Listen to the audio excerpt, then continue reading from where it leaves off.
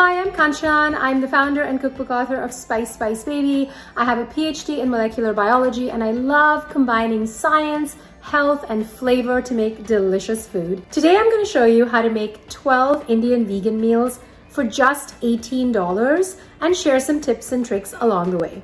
For breakfast, I made overnight oats 2 ways.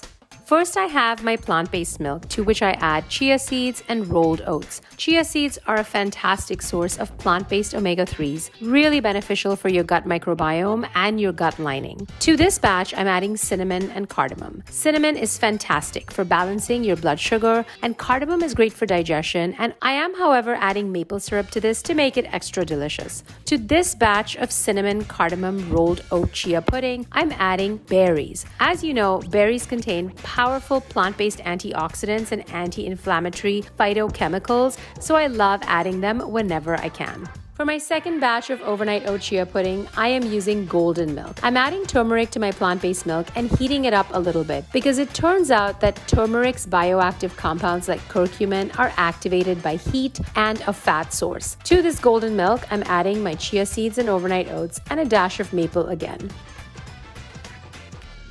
I am topping this batch with chopped kiwi and mango for a tropical flair. Did you know that kiwi can help boost your body's DNA repair capacity?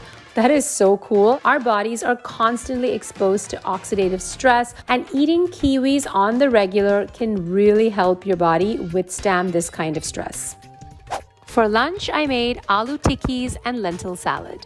First, I'm making a vegan yogurt sauce by combining plant-based yogurt, salt, a little olive oil, a host of spices, and just whisking that up. Then I'm going to make a second sauce for variety, which is my cilantro mint chutney. Here I have cilantro, mint, shallots, ginger, garlic, fresh lime juice, a little bit of salt and sugar for balance, and some cumin, a splash of water, and I'm just blitzing that until smooth.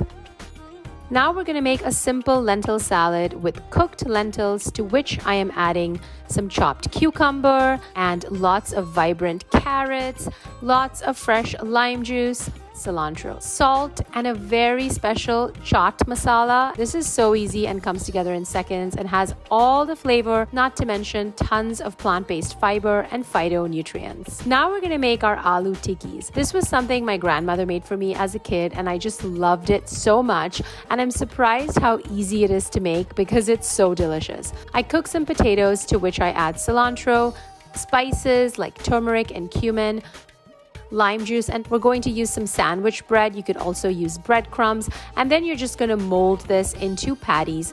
You can freeze these for about 30 minutes to make them stay together even better while cooking. Then we're just going to pan saute these for about 3 to 5 minutes on each side until golden brown. Now it's time to plate our aloo tikkis. I'm going to plate them with some of that lentil salad on the side, which is going to add a lot of vibrant, zesty notes. And then to add variety, we're going to plate half the aloo tikkis with the cilantro mint chutney and the other half with the yogurt sauce. We're topping everything with a little cayenne pepper for heat.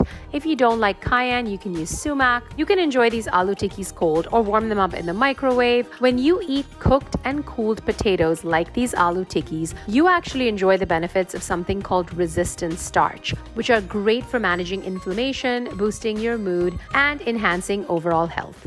For dinner, I made saag paneer minus the dairy and sumac dusted chana masala. Make sure you place the tofu on a cutting board and place a kitchen towel over it with a heavy skillet to drain the excess water. This is going to help it taste more like paneer. To the chopped tofu, I am adding salt and cumin, which adds some umami notes and helps it taste more like paneer. We're going to pan saute this for 3 to 5 minutes on each side until golden brown to really mimic that firm texture of homemade paneer. Next, we're going to make our sauce for our saag. We're adding oil, to which we're adding cumin seeds. As soon as these begin to sizzle, we're adding our onion, ginger, garlic paste.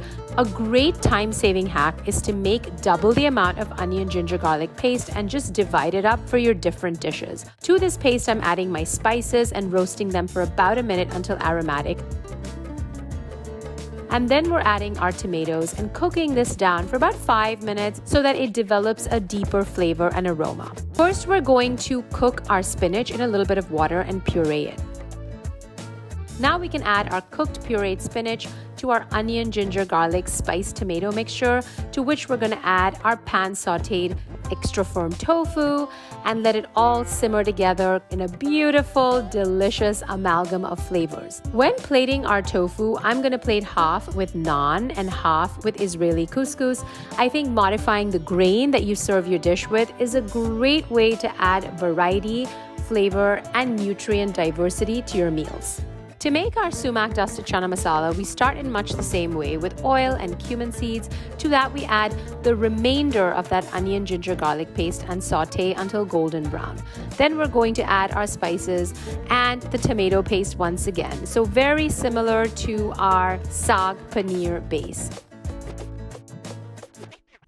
Now we're going in with cooked, canned, drained chickpeas. We're adding a bay leaf for extra flavor, cooking everything down, and adding frozen spinach for more nutrition, those greens, all that fiber, the vitamins, minerals, you know the drill.